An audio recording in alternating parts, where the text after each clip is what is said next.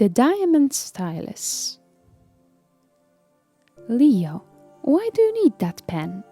I've already told you can't write in the book with an ordinary ink pen or any other pen.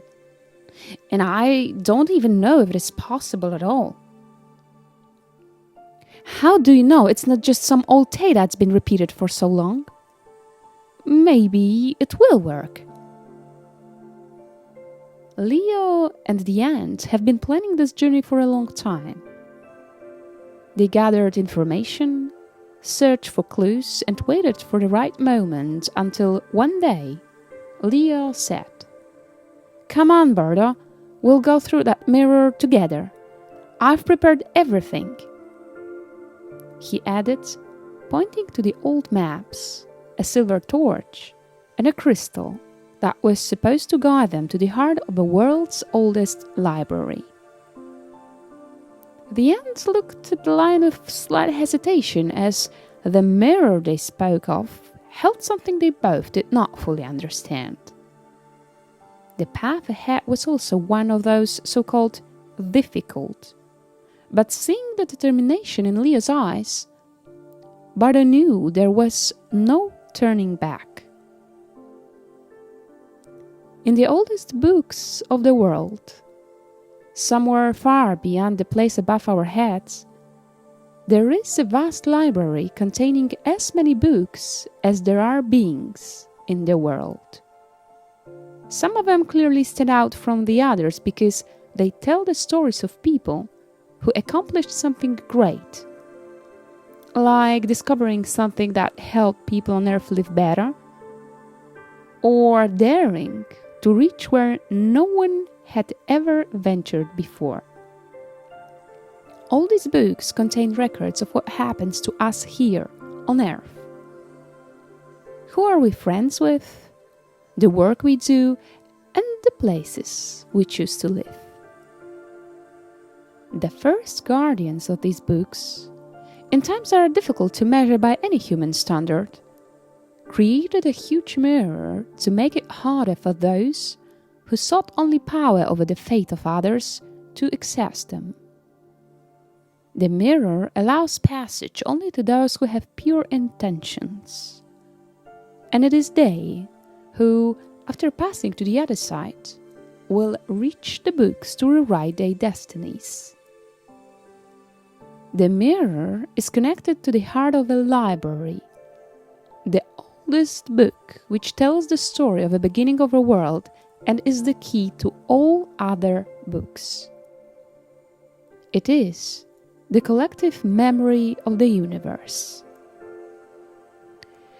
"This is it," said Leo to the ant. The widening corridor, filled with the gentle rustling of turning pages, led them to the great glass chamber behind whose doors the mirror was set to stand. The walls of the corridor seemed to breathe like living creatures, and from the depths came a soft, low murmur, as if time itself was speaking to them in a language of incomprehensible melodies. After what felt like an eternity, Leo stopped before the doors, feeling a tremor in his body as if the pulse of a place was synchronizing with his heart. "So, all I have to do is go through the mirror and change the course of events that are written for me?" asked Leo, staring at the ornate doors. His golden eyes shone with curiosity and courage, but there was something more in their depths. A longing for freedom. Leo pulled the door handle, and as Bardo came closer, she added, "Going through is just the first step, which many call the boundary of reality." "Ooh, and what is the second?"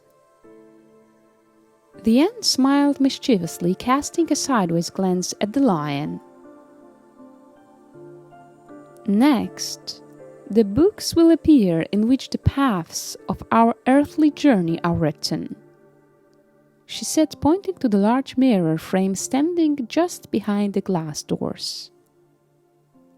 They both stepped inside, astonished by the interior, which revealed an endless ocean of shelves, each glowing with a gentle pearly light. With wide eyes, Leo asked, "And what about my emotions and thoughts? Are they also already in there? And what should I do after crossing to get rid of those books and erase the written pages?" "Why would you want to do that?" The ant asked with hesitation, then added, "Leo, I don't have answers to all of your questions, but I've heard that some people, gifted with special abilities, have managed to do so." Leo just shrugged. "The third step to the gates of change is the stylus," Bardo added, stepping even closer to the mirror that stood in the very center of the chamber. "In truth," she continued, "it wasn't the book itself that held the key, but the indestructible and incredibly precise diamond stylus." "Diamond?" he repeated, touching the wooden frame with his fingers, noticing engravings carved into the wood. For a moment, he tried to decipher the meaning of the inscriptions, but the ant, continuing her explanation, didn't allow him to focus. "Yes, probably because diamond is the hardest known material, resistance to any forces that could break or damage it. I read that the stylus doesn't leave a physical trace either. The writing was, and supposedly still is, visible only in a specific dimension, accessible to those who can see beyond the material world. And right where you're looking, the diamond stylus is hidden. I mean, inside, well, at least it is what is being said." "Leo, look!" the ant exclaimed, finishing her sentence. Suddenly, the engravings on the mirror's frame changed color and the glass split into two panels as if responding to their conversation. "What's happening?" he asked, his voice trembling with uncertainty. Aunt Bardo stared ahead with fascination and a hint of fear. "It's the diamond stylus, Leo," she said quietly. "It's reacting to your desire for change. The moment you thought about altering your fate, the writings began to open the mirror." And looking at her friend, she added, "Are you ready to go through it?" Her voice now carried only certainty. The words on the frame shimmered for a moment longer before completely disappearing. Leo took a step forward, then another, until he stood directly in front of a split mirror. He felt the coolness emanating from its misty surface, which seemed to tremble and glimmer in response to his presence. In the reflection, he saw himself and Bardo, two small figures facing something immense, mysterious, and full of power. "This is the moment, Leo," murmured the ant. "If you want to change something, you must believe that it's possible." Leo closed his eyes and reached out, touching the cool surface of the mirror. A faint, luminous mark appeared on his hand, as if the mirror recognized his touch. He felt a gentle pull, as if an invisible force was drawing him inside. The mirror trembled, and from its surface, words that had once disappeared from his own book began to emerge.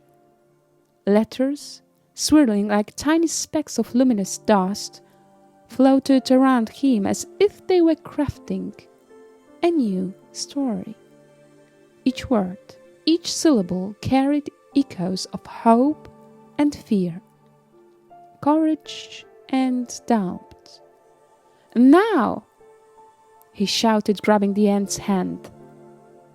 Together, holding tightly to each other, Leo and Bardo stepped into the mirror. The world around them blurred and began to spin like a kaleidoscope.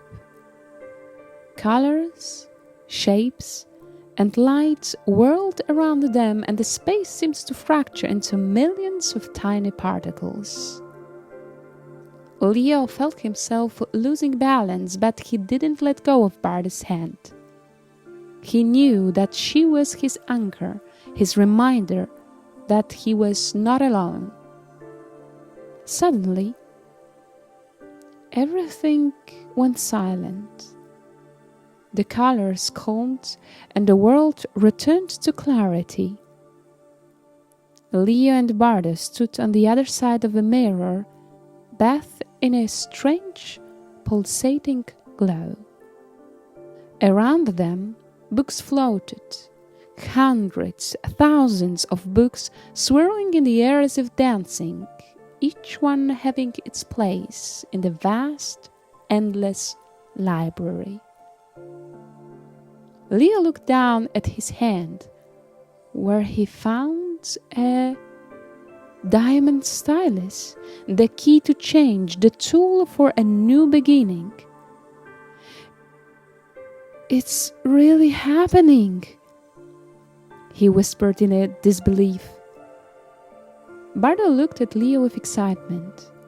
She knew that now everything depended on them. The stylus Leo held in his hand was incredibly heavy in its delicacy. The lion felt a tear on his cheek, though he wasn't sure if it was a tear of joy or fear.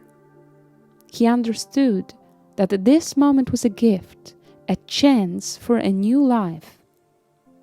Yet he also knew that it wasn't about erasing the past, but about understanding it and finding his own truth. "I will write a new chapter, but I won't erase what has already been," he said. "I want my story to be complete and true." And then, with a firm gesture, Leo pressed the stylus to one of the blank pages of his book. The stylus seemed to move on its own in harmony with Leo's thoughts, writing a new story, filling the pages with the future and transforming the past. The words in the book's pages began to shine brightly, and each written letter resonated with the power of the universe. Leo saw before him scenes he could change, decisions he could have made differently, but he didn't linger on them. Instead, holding the stylus, he wrote about what he had now, about courage, friendship, about the hope that allowed him to face the future. When Leo finished, he felt the stylus gently lift from his hand and dissolve into the air, returning to its place in the frame of a mirror. The book closed softly, and the world around them began to blur once more. Leo and Bardo were swept into a swirl of radiant colors until they finally found themselves back where they started, in front of the doors in the world's oldest library. The mirror had closed in on itself, keeping the secrets that Leo and Bardo dared to uncover. They both looked at each other, feeling that something had changed. The lion now felt a sense of calm, as if he had found the answers to questions that had haunted him his entire life. Bardo stood still for quite a while, looking at the lion, who seemed to shine brighter than ever before.